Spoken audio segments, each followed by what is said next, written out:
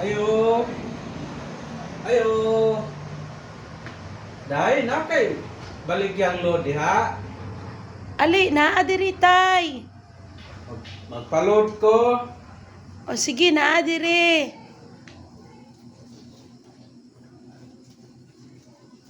Pila man imong ipalod tay?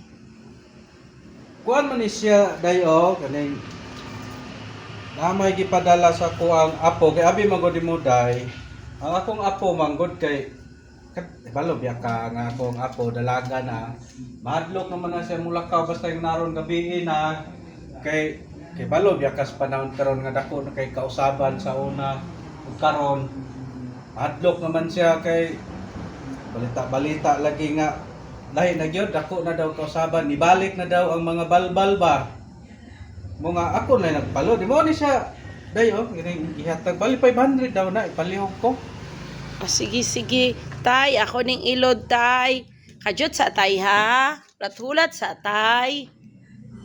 Samtang gawlet si tatay nga nagpalod, nagpili-pili isa siya og perfume nga akong mga paninda.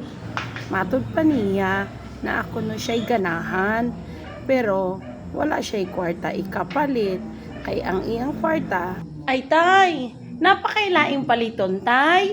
Ay galantaw-lantaw lang ko dai naibog ko ni mga pahumot ba pero wala man koy kwarta god kay ako kwarta gidala para palit ra man nagload sa kuang apo. Lantaw-lantaw lang ko ani nindot ba ning mga pahumot humot kay ni siya dai. Humot na tay, humot. Nakay ganahan ana. Barato ra na. Dagan di ko ganahan ani kay pero wala lagi ko kwarta sa sunod na lang guys sa sunod. Sa sunod. Sige, diha sa katay ha. Kay naapa ko ilaing customer i-entertain nako. Sige day. Ngaw sa ko dare.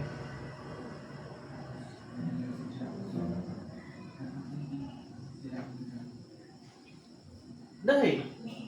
Taod-taod naman to. Ang katong akong kuan di ay. Usta na tong akong gipalod nimo kay ako nang dalhon mo paulay nako. Kay gabi na.